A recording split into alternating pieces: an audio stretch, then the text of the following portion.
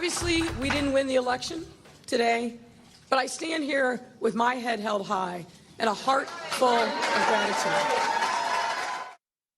Her head may be held high, but her polls votes not so much. Mayor Lori Lightfoot is out. Voters in Chicago rejecting her re-election bid for a second term. She's the first Chicago mayor in 40 years to not win re-election. Now, despite the fact of violent crime surging out of control during her tenure, she tweeted this after the loss, quote, "We've made significant progress building a safer and more equitable city. I thank each and every one of you for believing in me." Now, the race is headed to a runoff between Paul Vallas, a former CEO of Chicago Schools, and Brandon Johnson, who's a Cook County commissioner. He was actually endorsed, Brandon Johnson was, by the Chicago teachers unions. Here to discuss the mayor's race and what comes next for the city of Chicago is Raymond Lopez. He's an alderman in Chicago's 15th Ward. Also back with us, GOP strategist Mark Vargas. Gentlemen, great to have you back. Thank you. Thank you. All right, Raymond, first to you. We didn't think Lori Lightfoot was going to win. We weren't sure if she was going to make the runoff or not. Were you surprised at all by how bad she was defeated?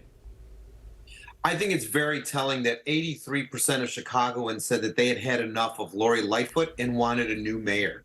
The fact that the resounding rejection was there across many of Chicago's neighborhoods, particularly those that she claimed to be always trying to help and support, signified to many of us that she was just simply out of touch with what was going on. And even in her concession speech, still is in complete denial about the state of the city of Chicago, its neighborhoods, its people, its schools, everything going on.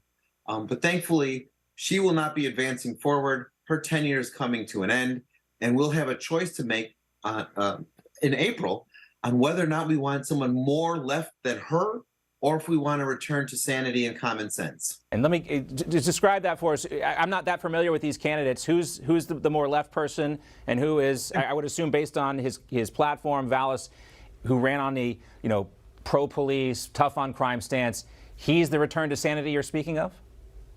Paul Vallas is the individual who has backed our police, our first responders, our firemen, our city workers. He is the one who has 30 plus years in governmental experience, both on the city side as well as public and Chicago public schools.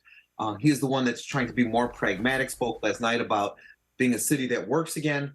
Brandon Johnson is a relatively new Cook County commissioner. He's been an open advocate for removing restrictions on things such as housing, for background checks for individuals with records. He has spoken openly about defunding the county police, defunding as a candidate the Chicago Police Department, and even just yesterday refused to disavow looting as a means of moving ahead in the city of Chicago.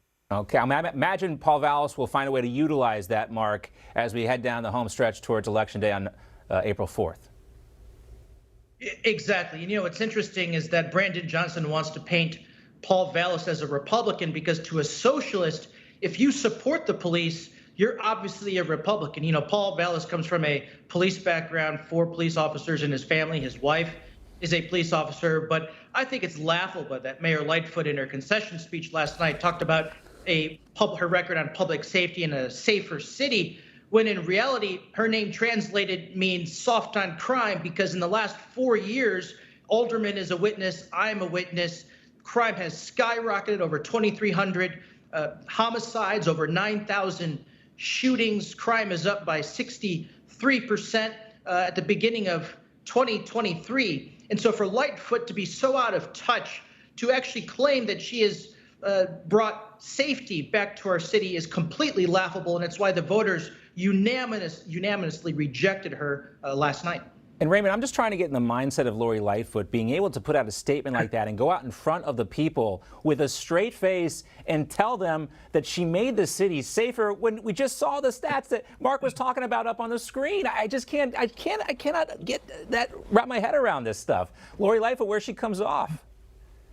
Good luck trying to get into her mindset, because I think we've tried and failed for 4 years to understand where she's coming from. I think her years as a prosecutor, being able to cherry pick the facts to make the argument, are what leads her to act this way. But clearly, telling the voters don't believe your lying eyes was not a winning strategy. To say that we are better off than we were 4 years ago, when we've seen the rioting and looting not once but twice in the city of Chicago, when we've seen the mass exodus of police, when you see 911 calls not even being answered in the city of Chicago anymore because of her policies, they made a decision that was very clear, and the mayor refuses to take any responsibility or accountability for what she's done. And I think it's unfortunate, particularly as an individual who has made history himself. She made a historical milestone, becoming the first Black lesbian mayor.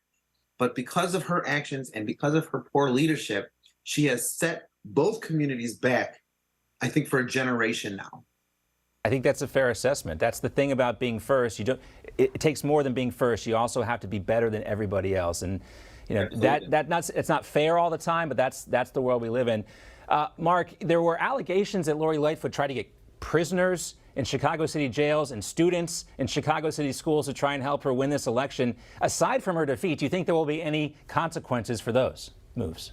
Well, I certainly hope so. You know, and it's disgusting. Under Mayor Lightfoot's tenure, it's her soft on crime policies. Why wouldn't an inmate in a Chicago jail want to vote for Mayor Lightfoot? Because they'd be out. But in terms of her her campaign reaching out to Chicago public school teachers to get kids who are failing or falling so far behind in Chicago public schools, to get them out of the classroom, to get them out of after-school programs, to get them away from tutors, to be knocking on doors in precincts on behalf of her campaign. It is completely outrageous, and it is so glad there is a new era here in Chicago, and I like to say the former People's Republic of Chicago after last night's election. Yeah, there's a Dave Chappelle skit involving a Kinko's that comes to mind when you say what those things you just said there, Mark Vargas. Great to see you, gentlemen. Thank you. Raymond, appreciate your time as well.